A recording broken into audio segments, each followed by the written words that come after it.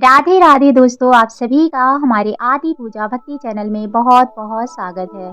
आज है महाशिवरात्रि माघ मास की और आज प्रदोष व्रत भी है। तो आप सभी भक्तजनों को महाशिवरात्रि और प्रदोष व्रत की ढेर सारी शुभकामनाएं। जो भी माताएं प्रदोष व्रत और महाशिवरात्रि का व्रत करती है उन्हें हमारी ओर से ढेर सारी मंगल कामनाएं। आइए जानते हैं कि माँ सरस्वती की पूजा आप पूरी विधिवत घर में कैसे कर सकते हैं और बच्चों से हमें अवश्य करानी चाहिए, क्योंकि ज्ञान के देवी माँ सरस्वती है तो उनकी पूजा बच्चों ही करें। मतलब छोटे बच्चे चाहे फिर थोड़े बड़े हैं वो तो आराम से कर लेंगे, लेकिन जो छोटे हैं उनसे हम कैसे करा सकते हैं आसान विधि से, तो आप देख सकते हैं इस वीडियो में। देखिए, ऐसे भी कहा जाता है माँ सरस्वती का पूजन पूरी विधिवत करनी चाहिए, क्योंकि हमारी जो माँ सरस्वती होती है वो ज्ञान और वाणी की देवी है और बिना ज्ञान और वाणी के संसार की कल्पना करना हर मनुष्य के लिए असंभव है। इसीलिए माता सरस्वती इनकी देवी है, अतः मनुष्य ही नहीं देवता और असुर भी माता की भक्ति भाव से पूजा करते हैं, ये सभी जानते हैं। तो सरस्वती पूजा के दिन हमें अपने घर में जरूर माता की प्रतिमा या फोटो स्थापित करके पूजा बच्चों से करानी चाहिए।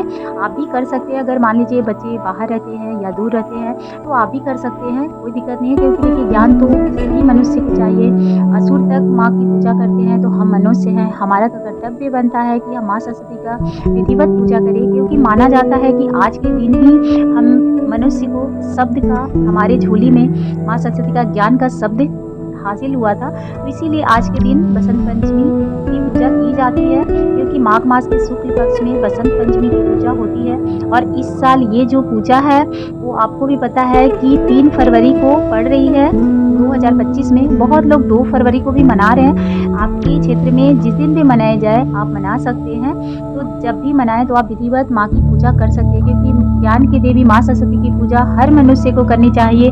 अगर आप विधिवत भी कर सकते हैं, नहीं तो आप एक प्रतिमा रख के भी उनकी पूजा जरूर करें और बच्चों से जरूर कराएं। स्कूल में हो रही है तो वहाँ भी आप बच्चों से पूजा करा सकते हैं, घर में भी करा सकते हैं। स्कूल में अगर बहुत स्कूल में आप देखते हैं कि मूर्ति आती है और वहाँ बच्चे जाकर पूजा करते हैं तो वहाँ भी आप करा सकते हैं। लेकिन अगर नहीं वहाँ संभव हो पा रहा है तो आप घर में कैसे कराएं वो देख सकते हैं। एक चौकी लगा ले, आप पीले वस्त्र जरूर अर्पित करें, क्योंकि देखिए पीले वस्त्र माँ को अति प्रिय है। नहीं तो आप सफ़ेद वस्त्र भी बिछा सकते हैं। तो सबसे पहले बच्चे को शुद्धिकरण कर लेने, सुबह स्नान कराने के बाद आप पीले वस्त्र ही धारण करा दें। अगर लड़का है तो कुर्ता पजामा पहना दे, और नहीं तो बच्ची हैं तो आप फ्रॉक पहना सकते हैं। पीले रंग का पहनाए तो अति उत्तम रहेगा। और नहीं तो फिर आप देख लीजिएगा, जो भी है, थोड़े बच्चे हैं तो बड़े हैं तो वो भी मतलब अपने अनुसार वस्त्र धारण कर सकते हैं, करा सकते हैं। तो इस तरह से आप उन्हें शुद्ध करने के बाद सबसे पहले अपने आप को ही शुद्ध किया जाता है, तो शुद्ध कराएं। फूल से आप चाहेंगे तो गंगा जल का भी छिड़काव करके उसके बाद आसन लगा के बैठ जाए, सारी सामग्री को शुद्धि कर ले। उसके बाद आप इस तरह से चौकी लगाकर पीले वस्त्र उस पर बिछाए, माँ सरस्वती की प्रतिमा या फोटो जो भी है आप स्थापित कर दें। उसके बाद उनको विधिवत पूजा करनी है। तो देखिए, सबसे पहले हम माँ सरस्वती को ही विराजमान करते हैं, तो आप फूल और अक्षत नीचे जरूर रखिएगा, नहीं तो आप तिल भी रख सकते हैं। तो विधिवत आपको इस तरह से रख देनी है। कलश अगर स्थापना आप कर रहे हैं तो जरूर कर ले, नहीं तो 1 लोटा जल आप रख दे, आप उसमें रोली लगा दे और फूल भी आप उसमें डाल सकते हैं। अब अगर आप कलश रख के प्रॉपर अगर करना चाहते हैं तो आप एक गणेश भगवान की छोटी सी प्रतिमा जरूर रखिए।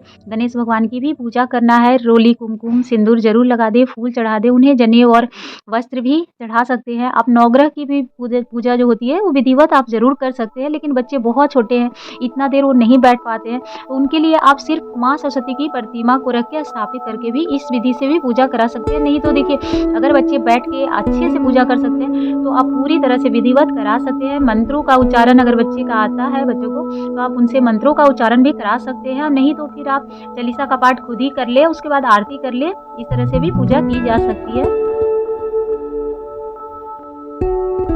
उसके बाद आप नए जो कॉपी बुक जो भी है वो जरूर आप माँ को अर्पित करें। श्रृंगार की सामग्री आप खुद भी चढ़ा सकते हैं, अगर लड़की पूजा करे तो भी आप चढ़ा सकते हैं, माँ को दे सकते हैं। और आचमन करके आप पूरे विधिवत माँ की इस विधि से पूजा कर सकते हैं। ऋतु फल इस 5 तरह के आप चढ़ा सकते हैं। लड्डू माँ को भोग में जरूर चढ़ाएं, क्योंकि माँ को लड्डू बूंदी इस तरह की जरूर चढ़ा सकते हैं। नहीं तो आप गुलाल उस दिन चढ़ा सकते हैं, क्योंकि माँ सरस्वती की पूजा में अबीर गुलाल भी चढ़ानी चाहिए। तो ये सामग्री जो भी है आप सरस्वती पूजा के दिन पहले ही ला सकते हैं। तो देखिए, अगर आपको मूर्ति लानी है तो आप आप इतना ध्यान रखिएगा, छोटी सी गणेश की मूर्ति और नवग्रह बना के ही आप पूरे विधिवत पूजा करनी है।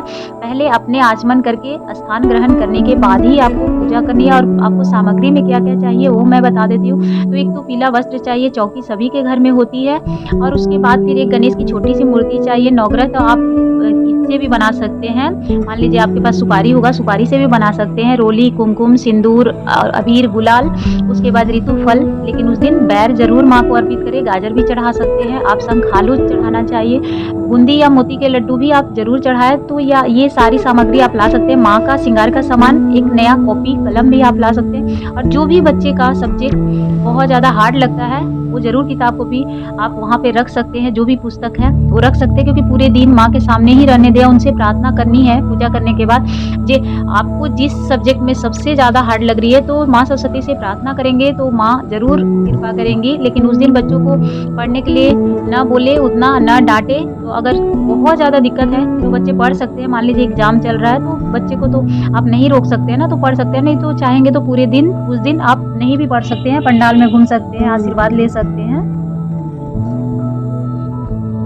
अगर पीले फूल आप चढ़ा रहे हैं तो कोई दिक्कत नहीं है, नहीं तो फूल की माला भी ला सकते हैं, पीले फूल की। आप सफ़ेद फूल भी चढ़ा सकते हैं, माँ सरस्वती को अति प्रिय है। तो ये सारी सामग्री आप देख सकते हैं, आप सरस्वती पूजा में ला सकते हैं अगर बच्चे छोटे हैं तो। लास्ट में आपको धूप दीप जला लेनी है, एक अखंड दीप भी जला सकते हैं अगर आप कलश स्थापना कर रहे हैं तो। और नहीं तो एक दिया आप जला के वहाँ ज़रूर रख दें, उसके बाद ही आप पूजा आरंभ करें। आप फल सारे चीज़ माँ को अर्पित करने के बाद आप शुद्धि कर लें।